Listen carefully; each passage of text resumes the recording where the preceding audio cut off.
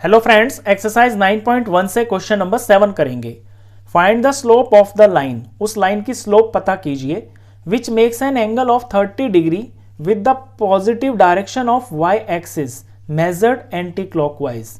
यहां कहा है कि वाई एक्सिस की पॉजिटिव डायरेक्शन पे वो लाइन 30 डिग्री का एंगल बनाती है और इसको मेजर करना है एंटी क्लॉकवाइज।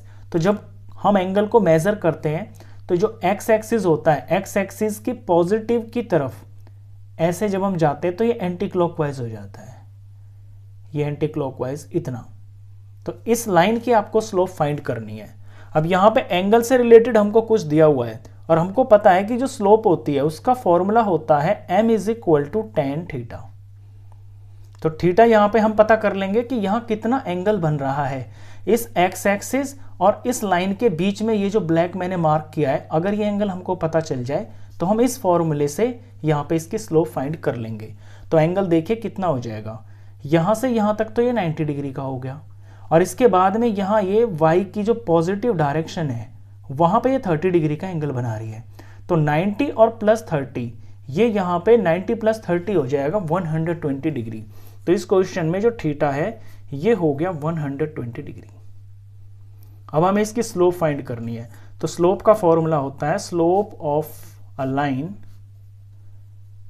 इसका फॉर्मूला होता है tan थीटा। यहां पे हमें ओपी की स्लोप फाइंड करनी है। तो slope of OP is equal to tan 120 degree, क्योंकि यहां पे एक्स एक्सिस से और यहां तक ये 120 डिग्री का एंगल बना हुआ है। स्लोप को हम m से डिनोट करते हैं। अब tan 120 की वैल्यू हमको पता करनी है। तो 120 डिग्री की डायरेक्ट वैल्यू तो हमें पता नहीं होती है, इसे हम 180 - 60 में ब्रेक कर सकते हैं। तो tan 180 डिग्री - 60 डिग्री करेंगे तो ये 120 के बराबर हो जाएगा। अब आपने ट्रिग्नोमेट्रिक फंक्शन में पढ़ा हुआ है कि tan 180 डिग्री - थीटा ये बराबर होता है tan थीटा के। ये चीज पढ़ी हुई है आपने। तो यहां ये जो वैल्यू है ये हो जाएगी tan 60 के बराबर। ये tan 60 हो गया।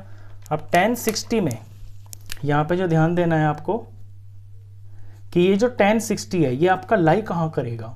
देखिए 180 - 60 है, तो यहां से लेके यहां तक ये एंगल 180 डिग्री का हो गया।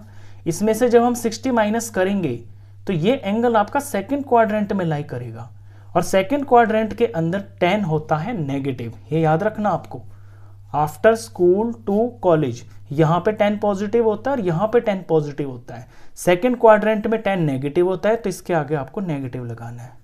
अब tan 60 की वैल्यू आप लिख दोगे, यहां पे माइनस का माइनस आ गया। tan 60 डिग्री की वैल्यू होती है √3।